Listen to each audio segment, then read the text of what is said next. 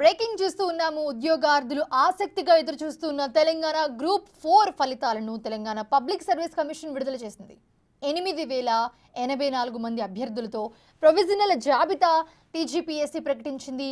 8180 group 4 పోస్టులకు 2022 డిసెంబర్లో notification విడుదల కాగా ఈ ఏడాది జూలై 1న పరీక్ష నిర్వహించారు.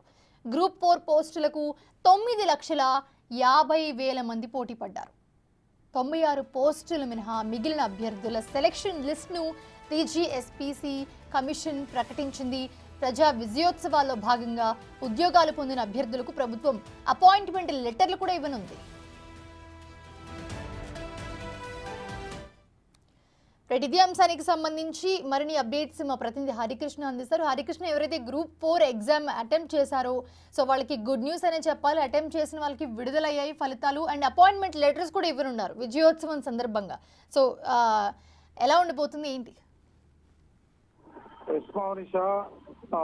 ఎవరైతే ఎప్పటి నుంచి అయితే ఎదురు చూస్తున్న నిరుద్యోగులకు ప్రజా విజయోత్సవాల సందర్భంగా కాంగ్రెస్ సర్కార్ గుడ్ న్యూస్ చెప్పింది. గ్రూప్ 4 కి సంబంధించి ఫైనల్ రిజల్ట్ ని Telangana public service commission website లో లిస్ట్ ను విడుదల చేసింది. అయితే 8180 గ్రూప్ 4 పోస్టులకు అయితే 2022లో నోటిఫికేషన్ విడుదలైంది. ఈ ఏడాది జూలై 1న గ్రూప్ 4 అభ్యర్థులు అయితే పరీక్ష రాశారు.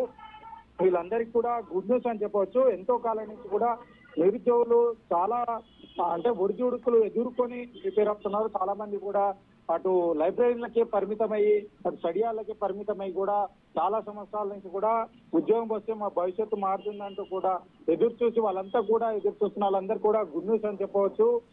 ప్రభుత్వం ఈ రోజు ప్రజా విజయోత్సవాల్లో భాగంగా గ్రూప్ 4 అభ్యర్థులకు సంబంధించి 8084 మంది గ్రూప్ 4 అభ్యర్థుల సెలెక్ట్ లిస్ట్ అయితే పబ్లిక్ సర్వీస్ కమిషన్ వెబ్సైట్ లో అందుబాటులో ఉంచింది. అయితే 8180 పోస్టులకు మొదటగా నోటిఫికేషన్ రిలీజ్ అయిన 96 పోస్టులను